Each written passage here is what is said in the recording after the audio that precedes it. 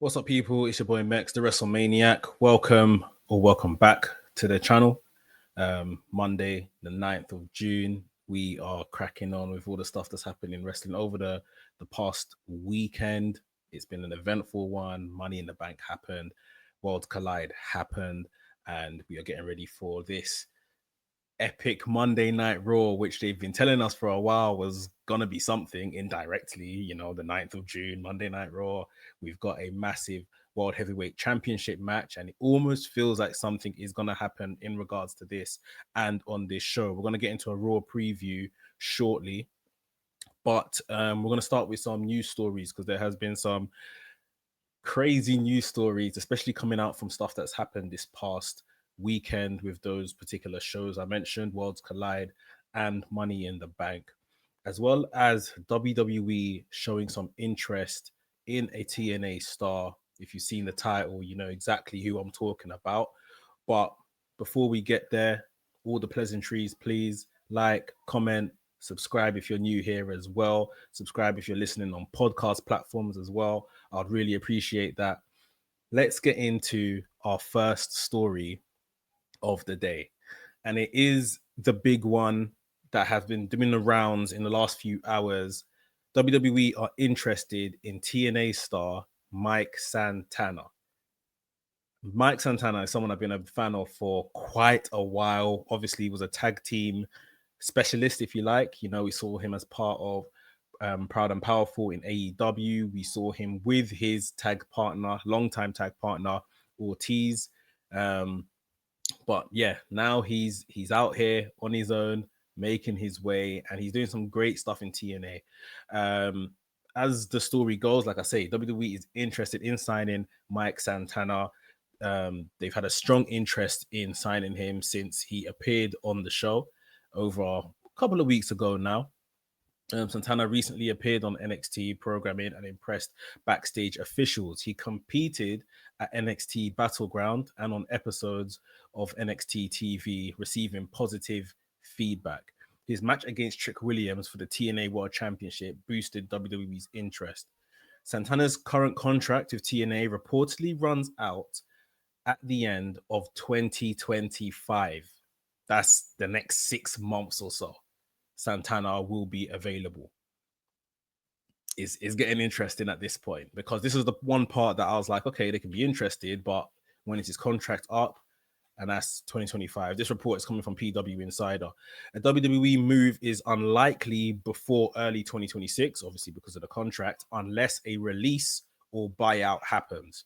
Santana recently left House of Glory, suggesting he's clearing space for bigger opportunities. So he's been doing TNA, he's been doing House of Glory, who is almost like his home promotion in New York. House of Glory, brilliant promotion. But yeah, he wants to free up space in that calendar. He wants to reduce those commitments in case the phone call comes. Of course, with WWE, they tend to now work with indies, but it's like they're select indies. It's not everybody sort of thing. So yeah, that would be something if he managed to get signed to NXT, WWE, wherever it would be. He did win a match against Tavion Heights in NXT. This was on the May 27th episode. And then he challenged TNA's champion, I guess, Trick Williams. It sounds weird to say that. But yes, Trick Williams. He challenged him, I think, the following week. Unsuccessful because we had KC Navarro and I forget his name. It's not Top Dollar anymore. But yeah, he came out and yeah, they stopped Mike Santana from winning. AJ Francis, that's his name. I remember now. So yeah, WWE officials are said to view him as a strong potential addition to the NXT roster. He could be something. And he's not a spring chicken. He's not someone that's like recently learned the trade. This guy's a veteran in wrestling. So it'll be for him to come in, hit the ground early, almost like what we've seen with Ethan Page. Someone who, I can't lie, like I've never been like the biggest Ethan Page fan, but he's come in, he's hit the ground running. He's had a run with the NXT Championship, which was all right. But even like more interesting figures that I did care about came in, the likes of a Ricky Starks, and I can't lie, Ethan Page has been a bit more interesting overall than a Ricky Starks and some other characters in that division. So he can come in and play a similar role, the kind of experienced guy, a bit of a linchpin to help some of the younger fellas in the stories that they're telling and training and all of that kind of stuff before he gets his eventual move to the main roster. This is a man that left AEW and bet on himself. You know, he wanted to be a single star. Something happened between him and Ortiz. And they were never really able to get over it and work again. And even the feud that AEW gave us off the back of, you know, the him and Ortiz's situation wasn't really much of anything. I think they'd done the whole feud on Rampage, and it's like, who's watching Rampage, you know? So this is a great opportunity. Honestly, I hope he smashes the rest of 2025, gets the move he's looking for in 2026. It's what I guess a career that he's had deserves, you know. And from there, if he's winning over officials and stuff now in terms of his appearances in TNA and what he done on NXT, the sky's his limit. The sky's the limit, you know. It's always funny that it's like these wrestlers have been out here for so long, and like WWE tend not to watch anything else but WWE. We thought this was a Vince problem, but it still sounds like it's a WWE problem until the minute they do something in WWE or NXT, and then all of a sudden the world watches. All of a sudden we're interested. Oh my God, like this guy's alive. Like, why haven't we signed him already? When's his contract end? So yeah, good for Santana. Good for Santana. There's been another one of those that have captured the eye and imagination of WWE over the past weekend, which we're going to get to shortly. But let's move on. Let's move on with, I guess, one of the big things that happened this past weekend. That was R-Truth returning to the WWE. What a tumultuous week. You know, the news coming out of him, his contract, it's all up. It's all, you know, he's leaving at the end of his contract. Not that that was particularly dated, that we knew. All of a sudden, he's back. He's inserted into the main event. He's costed John Cena in his tag match in the main event. And R-Truth is back. They're trying to play it off like it was a work, you know, sit down and enjoy the ride we're taking you on. I'm not buying it. I don't think you guys as a fan base are buying it either. Some people are saying we've been worked. I don't quite believe that. I don't think that this was the plan at all. But here we are. I'm okay with it. I'm okay with everything. WWE have, you know, corrected their wrongs. He was a bad person to get rid of. I understand the financial factor, but morale is so important in the workplace that I think more than the fans saying we want truth, it was the roster members being bamboozled that this happened in the first place. So I think that this was a really good move to bring him back, an intelligent move. But it's not just him coming back as R-Truth. As the story goes, he is having a name change. And this story was, it came from Wrestling Observer. So as we know, R-Truth made a surprise comeback at Money in the Bank 2025 after announcing his WWE departure earlier this week. The return came amid fan backlash and the viral chant, "We want truth."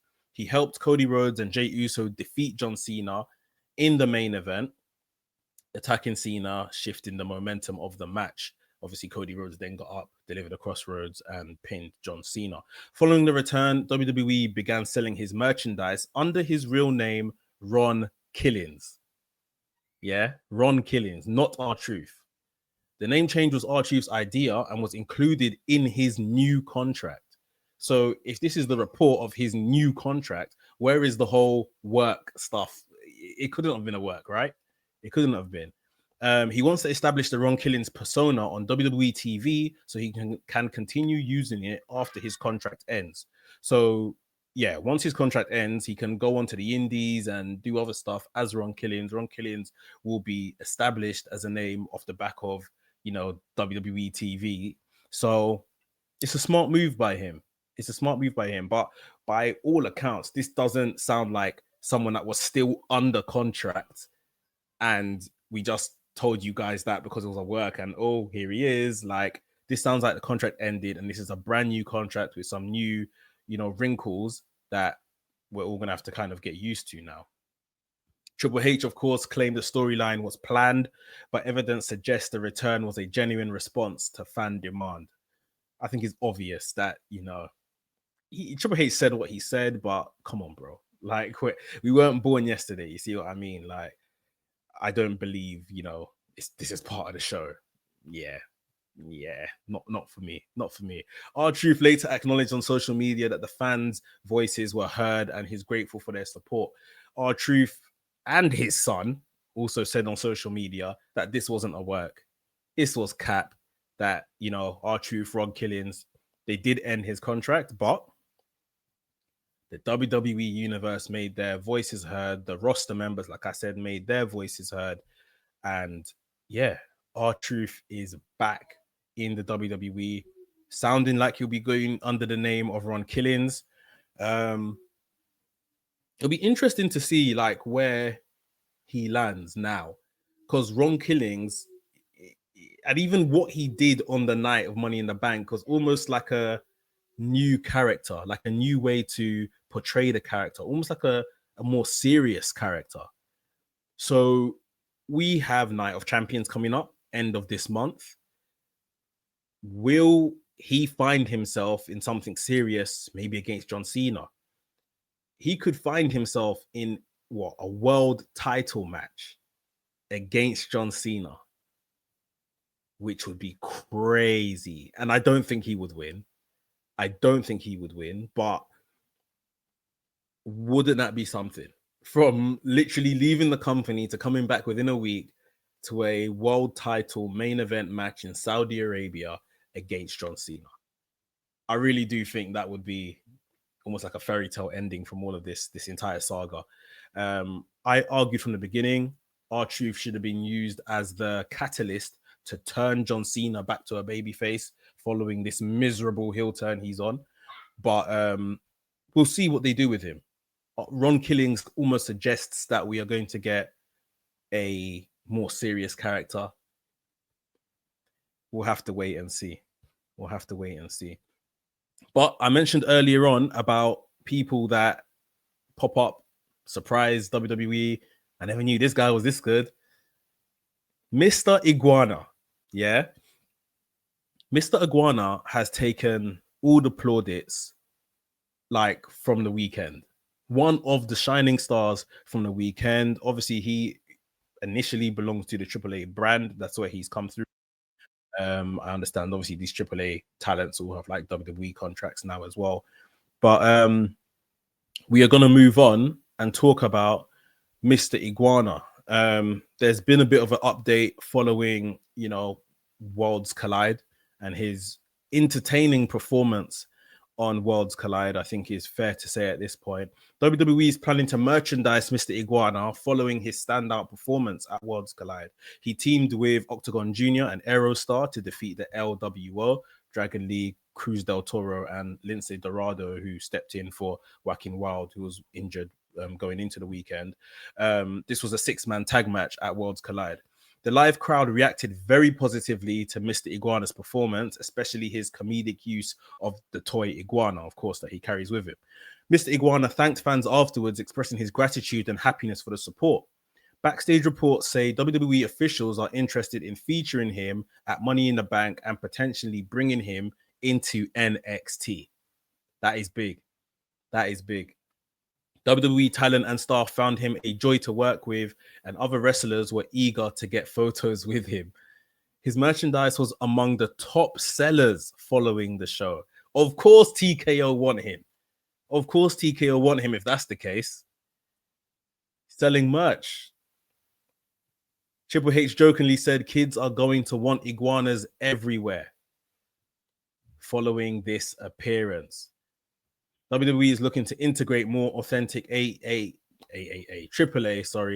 and Lucha Libre talents into its programming using characters like Mr. Iguana. Clearly a big hit. Clearly a very big hit from the weekend, and good on him. People wait all their life to get to WWE and, give it their all. And for him to kind of get this little opportunity through Worlds Collide and stuff like that, and now look at everything, like he was phenomenally entertaining. I'm not someone that often likes comedy wrestling and stuff like that. And that would be the test. If WWE do bring him into NXT, would that be a permanent deal? Would that be just to kind of sprinkle him around and use him here and there? We've had, comedy characters like an R-Truth that I kind of sprinkled in, like a Santino Morella. So I think something like this could work, like a Orange Cassidy. To be fair, Orange Cassidy shocked the world because everyone thought he was just a single, like a comedy character.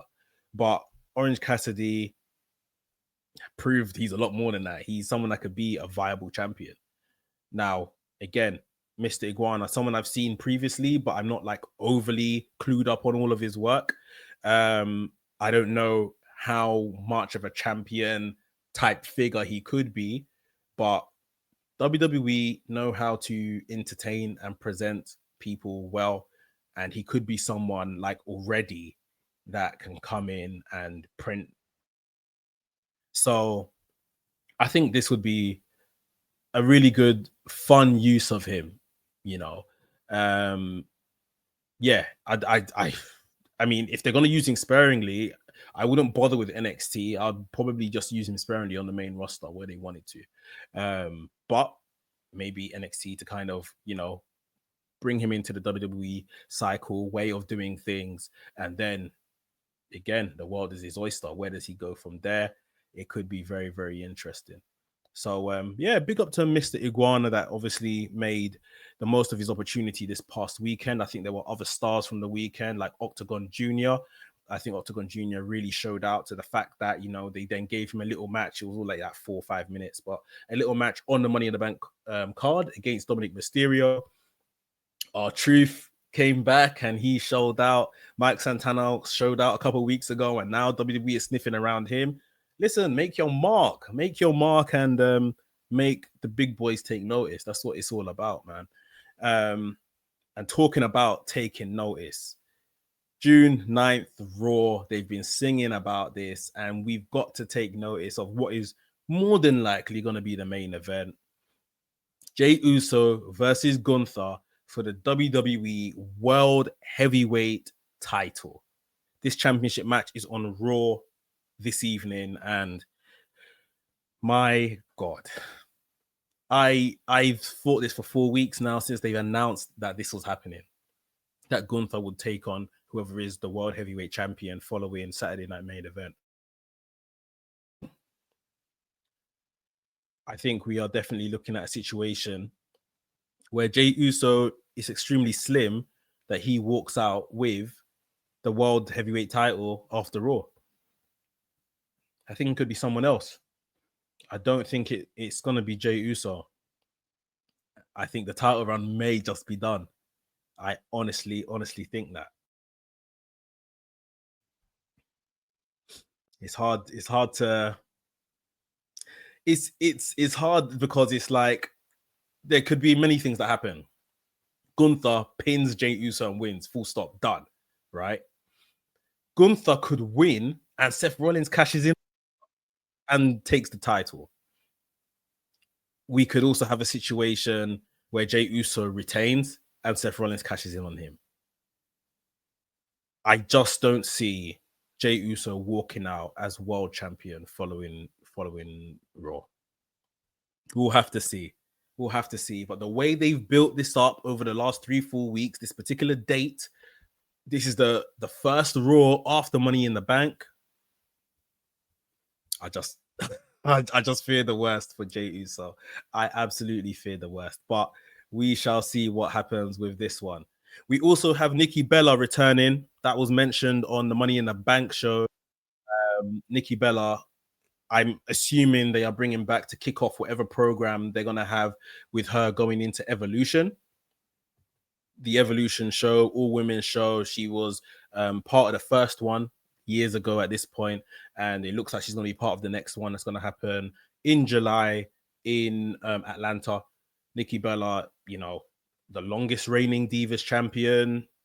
She has a lot to do with the evolution of the women's division, so I think it's right that they bring her back. WWE and her have had their troubles, to the point where she stopped answering Nikki Bella for a bit. was going by Nikki Garcia. So yeah, I don't know who she's going to tangle with, and maybe that's for the comments. You guys put down below in the comments who you think Nikki Bella is going to be involved with at Evolution. But it would be nice to see Brie back. I think because of Bryan Danielson's commitments to AEW, we probably wouldn't see Brie in WWE. It's probably not written anywhere that she can't come, but I think just out of, not dividing the household and all of that kind of stuff. So yeah, looking forward to seeing what Nikki comes back to and gets involved in ahead of that Evolution show. This could be like a retirement run.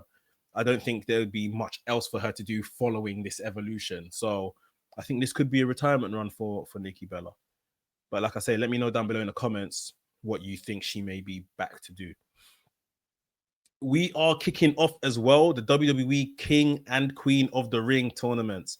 I'm very excited by this because I didn't think this was happening this year. Maybe this was like a late announcement that they were going to do this. I mean, Night of Champions is in June, and we are now kicking off this tournament in June.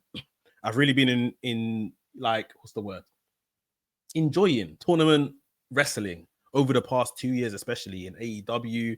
When we've had the Owen Hart tournament, I think that's just a brilliant tournament at this point, and really being held in good reverence, and it really means something, And I think like Night of Champions, when they brought back King of the Ring last year, and it's like the finals happening at Night of Champions, and the winner goes on to face the world champions at SummerSlam. High stakes. I really like that. So yeah, I'm happy that they're doing it again. People have complained about the fatal four ways to kick off the tournament to see who qualifies from those. I agree it is probably lazy, but it's like where you don't have a ranking system or anything to, determine who should be there, then it's like, okay, fair dues. And a fatal four-way will be kind of fun initial way to kind of kick off these tournaments. Gives a lot of people a chance, even though we probably know who is going to be in it and who's going to get through and stuff like that. I don't really have early predictions because it's kind of like we're going to have to see who's in it first. But for the women, I'm kind of there with Jade Cargill winning this as Queen of the Ring. I think that is a very, very high possibility. Could be a Charlotte Flair as well to get the official title, Queen of the Ring, and then maybe she goes up against Tiffany Stratton in a WrestleMania rematch. I think those are my two front runners for the women. For the men, I have no flipping idea. It's very easy to say Cody Rhodes.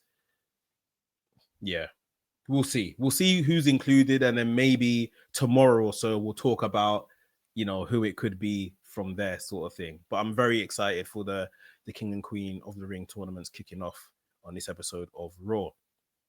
John Cena, it's been said he's going to be on Raw. He's probably going to have a bee in his bonnet about R-Truth coming back and screwing him. He's probably going to have a bee in his bonnet about Logan Paul. Logan Paul versus John Cena could be a match that we see at Night of Champions as well. I'm still not really happy with this John Cena title run or the heel turn. It's whatever at this point. But yeah, he might be here to set up something with Logan Paul. He might be here to set up something with R-Truth as well, Ron Killings. We will have to see. And last but not least, Seth Rollins to appear as well. The Mr. Money in the Bank, the guy that went up there, pulled down the briefcase, a 2-time Money in the Bank winner. He's going to appear, but, I guess he's going to have his own segment. Give us the laugh, give the fans something to sing about. But, does he cash in? Does he cash in? That is the $1 million question at this point. Gonna be interesting to see, man. This episode of Raw tonight, they've built this up themselves. This isn't me gassing it up. They've built this up themselves. So it'll be very interesting to see what comes of this show, because I think the world is expecting a cash in. I think the world is expecting a world title change of hands as well. So yeah, WWE Raw tonight, 9th of June, yeah? Phoenix, Arizona.